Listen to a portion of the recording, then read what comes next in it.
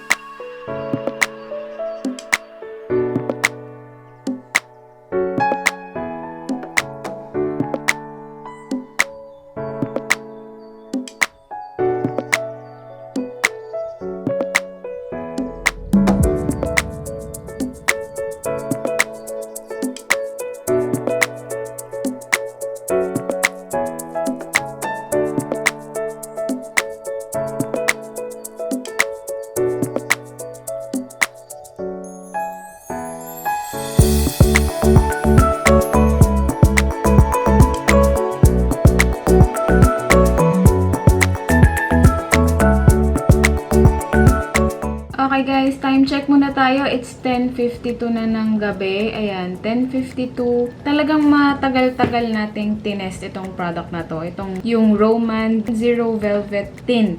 Yung shade na kinuha ko is Burnt Heart 04. Okay, so straight to the point muna tayo. At yung availability...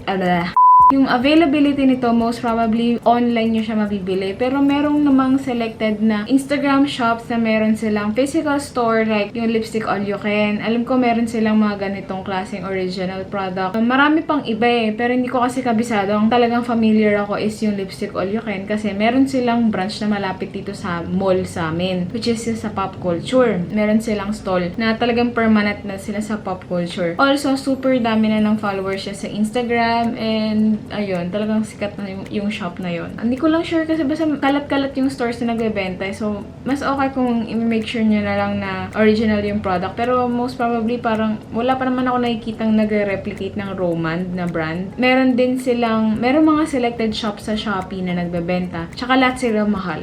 Walang nagbebenta ng mura na Romand, promise. Ayun, so yung buildability nitong product na to, nagbi-build up naman siya. Ang maganda sa kanya, so habang bini-build up mo, kung ano yung unang swipe mo, yung shade na yun, yun na yun. Hindi siya magla-lighten, hindi siya magda-darken, hindi siya nag-oxidize. As is siya. Also, sa blendability naman, okay naman yung pagkaka-blend sa lip. Also, ginamit ko rin siya sa cheeks dahil dun sa creaminess and velvetiness and moussiness ng product, hindi ako nahirapang i-blend out. Pero ako kasi parang lately, mas preferred ko na siyang gamitin with the brush pang buff out ng blush. Parang una sa lahat, mas maganda yung kapit or pagkaka-buff ng cream blush kapag cream yung ginagamit ko Pero pagka talagang powder blush, talagang brush yung gagamitin ko. Ang tongue twister to. Yan yung ginawa ko for blush. Hindi na visible sa camera ngayon yung blush, pero sa personal, super light na lang talaga. Parang 10% na lang yung natira kung i-compare ko sa unang lagay ko. Coverage, covered naman siya. Guys, chop lip nga pala ako. So, ang chop lip na tao kasi, mas obvious yung mga gilit-gilit or hati-hati ng lips. So, kapag ka ganon, medyo mas madalas din kasi kaming magbalat. Only yung balat namin sa labi. Kahit ganon, hindi nahirapan yung pag-spread out ng product sa lips. Pasok din siya na sa gilit-gilit. So, yung longevity naman ng product, medyo mabilis siya mag-fade out sa blush. Inaasahan ko na naman yan. Pero dito, hindi ko inaasahan na magtatagal na yung stain ng ganito. Kasi almost, ang tagal na natin tinest tong product na to. Kasi mag-11 na diba? So, around 5:30 siguro ako natapos mag-makeup and nakaalis ng bahay. So, imagine 5:30 to 11 o'clock PM. Ang tagal natin tinest yung product. So, by the way, nagko-commute ako. Tsaka yung mga kinakain ko doon na sa labas, agahan, tanghalian, dinner. Lahat yun doon na sa labas or sa office. Talagang tested natin ang product na to. And by the way, hindi ako nag-refill As in, eto na yun. Simula nung 5:30 AM hanggang ngayon, eto na yun. In fairness talaga, believe ako doon sa stain. At saka hindi ako masyado nagbalat. As in, hindi ako nagbalat. Nung unang lagay ko dito, meron na yung dry skin. Hindi ako nakapag-exfoliate. Hindi rin ako nakapaglagay ng lip balm. So, kahit ganun, hindi pa rin nagbalat yung labi ko. And okay pa din yung kapit ng pigment or yung stain. So, believe ako sa product. So, worth it naman siya feeling ko for now hindi. Ngayon pa lang, masasabi ko na worth it yung product kapag binili nyo. Kasi ang Romand na brand, lahat sila mahal. Lahat ng product ng Romand is mahal. Itong product na to, itong Zero Velvet Tint, sulit to para sa inyo. Kung kapareho kayong chop lip. Matte finish ba siya?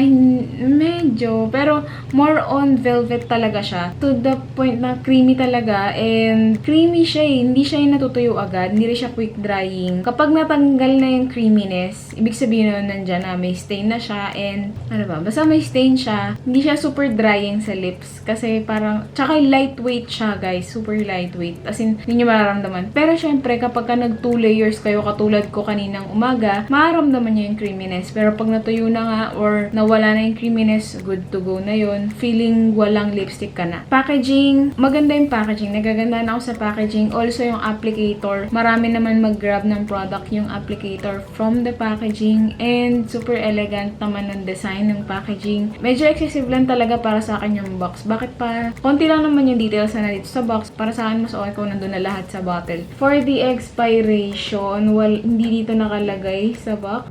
Pagkakuha ko sa bag ko ng product na to, nakabukas siya. Nakaganyan. Sinarahan ko naman yan bago ko ipasok sa bag. Dapat higpitan eh. Sa packaging, more on parang Korean yata tong mga nakalagay. Wala akong mabasa sa sticker sa ilalim. Pakita ko sa inyo. Ayan o. Diba? Wala akong mabasa dyan. Dito naman, ayan, nakalagay lang dito. 04 Burnt Heart, Zero Velvet Tint. Tapos dito yung brand name. Parang matte yung feels nung pinaka-product.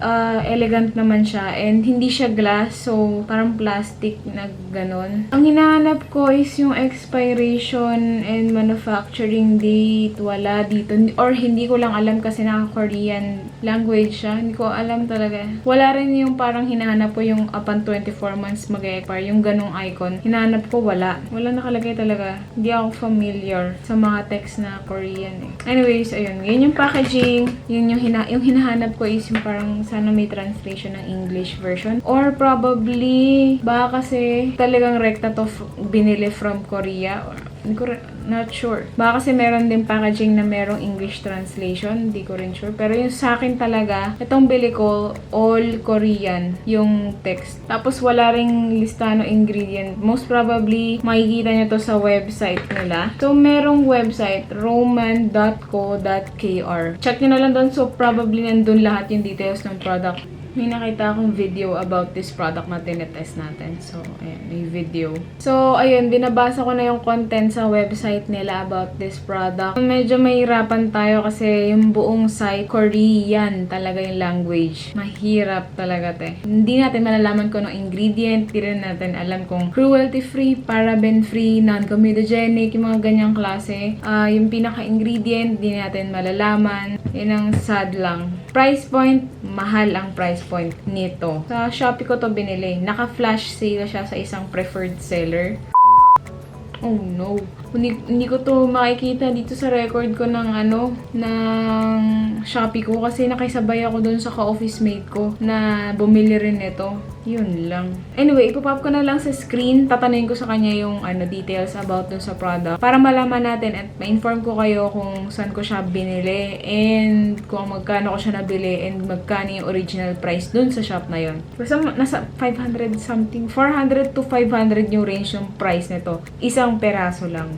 Ganun siya kamahal. Quick drying ba siya? Hindi. Kasi nga more on velvet siya. Cream as yes. Lightweight, oo. Yung scent niya, amoyin natin kung may scent. Meron. Pero parang citrusy na lemon-ish. Alam niyo yung bagong so hindi ko naman ino-offend yung Roman, no? Pero kamoy niya yung bagong scent. Alam niyo yung Baygon na nilalagyan ng scent? Yun. As is yun. Ganon na ganon yung amoy. So, yung scent nung Baygon, yung fragrance nun, ganito rin yung amoy nun. Pero hindi ko sinasabi na amoy Baygon siya. Same lang sila nung additive fragrance. Pero kung ang Baygon na meron ka is yung walang scent, malayong-malayo yung amoy na yun dito. Yung scented na Baygon yung sinasabi ko, ha? Yung merong parang lemonish, citrusy na fragrance. Yun lang. Ang texture, super smooth, super creamy, moussey, yung formula. Shade range, ipapap ko sa screen ko ilan yung shade na available for this product. Okay ba siya for chap lip? Yun yung pinaka-importanteng tanong talaga dito.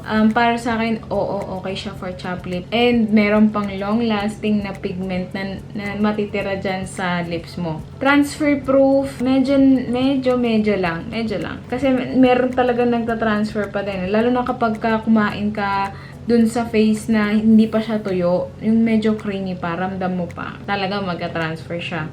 Wala ring dragging effect habang ina-apply ko. Hindi rin patchy simulang paglagay hanggang ngayon. Walang patchiness. Sticky siya sa una, pero pag ngayon natuyo, goods na yan. Ayun lang. So, waterproof ba? Medyo hindi. Pag natuyo na talaga yung creaminess, like ngayong state na to, tsaka lang siya magiging okay. Pakita ko lang pala, zoom in natin para makita nyo kung ano yung pigment na natira lang. So, ayan. Yan na lang natitira. Pero at least, meron talagang stain na iniwan. Kasi yung original na color ng lips ko, hindi ganito. As in, pale talaga siya. Para akong may sakit. Mukha ko talaga ako. Parang low blood talaga na as is na legit. Although low blood talaga ako. Ayun guys. So, ayun. Na-share ko na yung aking thoughts for this product. So, all in all, nagustuhan ko naman siya. Ang hindi ko lang talaga pinaka gusto dito, yung hindi ko gusto is yung price. guys, sobrang mahal niya, girl. Kasi parang based dun sa info na nabasa ko about sa brand na Roman, ginawa siya ng mga influencers and artists from Korea. Talagang magmamahal yung presyo. Yun, sila ba naman yung nag-promote and nag-originate. Ganun. So, yun lang. Hindi ko napapahabain. And if ever may gusto kayong product, may pa-review, just comment down below. Also, check my social media accounts dun sa description box below. And if you like this video, please hit that like button and please subscribe to my channel. So, see you in my next video. Bye!